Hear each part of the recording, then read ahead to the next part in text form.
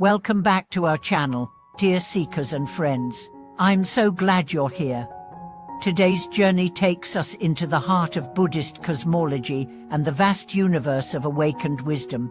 We're about to explore one of the most revered, yet often misunderstood, figures in all of Mahayana Buddhism, Manjushri. The question we are unraveling today is this: why is Manjushri, the Buddhist offer of wisdom, known as the teacher of 7 Buddhas? What does that title truly mean? And how can we, in our daily lives, tap into the same source of transformative wisdom that flows through him? Let's go beyond the symbolism, beyond the glowing sword, beyond the youthful face and the lion throne.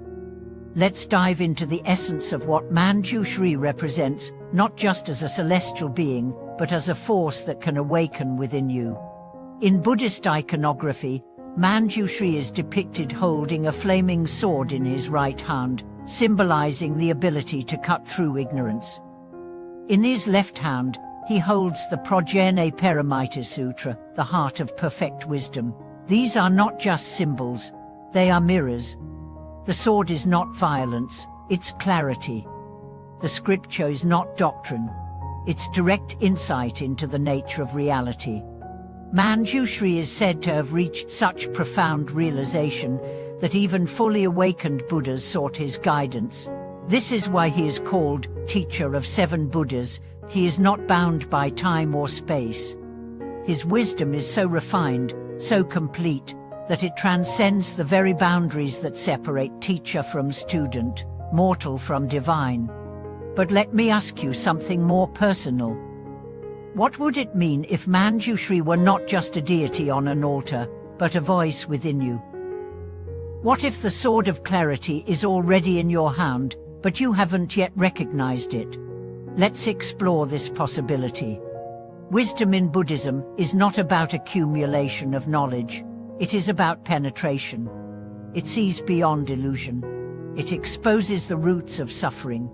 It does not flatter the ego, it humbles it. And Manjushri's gift to us is not just philosophy, it's practice. To invoke Manjushri is to train your mind to stop taking your thoughts at face value, to challenge your judgments, to pause before reacting, to ask not, how do I win this argument, but what is true right now? Let's step into the life of a woman named Tara, who had a deep devotion to Manjushri. She was not a nun or scholar. She worked as a nurse. One day, a patient yelled at her with cruelty. Instead of reacting with anger, she silently recited Manjushri's mantra and asked herself, what would wisdom do? In that moment, clarity came not about the patient's rudeness, but about their pain. She softened. She listened. The energy in the room shifted. That was Manjushri in action, not a vision of light, but a moment of lucid compassion. Now, let's talk about what it means to be taught by Manjushri. In the sutras, Manjushri is the one who guides the young Bodhisattva Sudha on his journey to awakening. He points not to himself, but to the need to explore all beings as teachers. He reminds us that wisdom is not owned, it is discovered through humility and openness. And here's where it gets radical. Manjushri's sword cuts not only external ignorance but our internal clinging to identity, to fixed beliefs, to the idea that we are right. Imagine what it would feel like to live without needing to be right, without needing to be certain, to rest in not knowing as a sacred space. That is wisdom. Wisdom doesn't always give answers. Sometimes it deepens the question. So how do we cultivate this in our lives? You can start by invoking Manjushri's name. The mantra, Om Mara Potsie Nodikih, is said to open the heart to profound insight. But even more important than recitation is your attitude. Ask yourself daily, where am I clinging to illusion? Where am I mistaking opinion for truth? Where am I defending ego instead of discovering reality? The more you ask, the more space wisdom has to enter. Wisdom isn't loud, it whispers. It arrives in moments of stillness. in moments when you let go of being the knower and become the one who listens. Manjushri is not just the teacher of Buddhas, he's the teacher of every moment when we choose presence over projection, inquiry over assumption, stillness over reaction. In the history of Buddhist thought, every great breakthrough, whether it was Nagarjuna, Shantideva, or Dujenal, was made possible not by complexity, but by clarity. That is the core of Manjushri's presence. He brings light, not by adding more information, but by stripping away what is false. There's a beautiful story from the Zen tradition.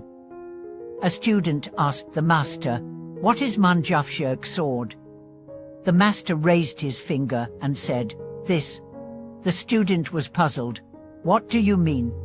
The master replied, "Cut through even this question. That is the power of wisdom. It severs the roots of duality not through aggression, but through insight. And when you truly understand this, you begin to walk differently in the world. You don't cling to your ideas so tightly. You don't fear change. You don't panic when the ground shifts beneath your feet. You trust in the mind that sees without illusion. That is Manjushri in you. It's not about worship. It's about embodiment. So I encourage you, when faced with a difficult situation, a confusing moment, a crossroads pause, recite the mantra. Ask, what is really true here? Then listen not just with your ears, but with your whole being. That is when the teacher arrives. Not in robes, not in thunder, but in clarity. Thank you for watching this video.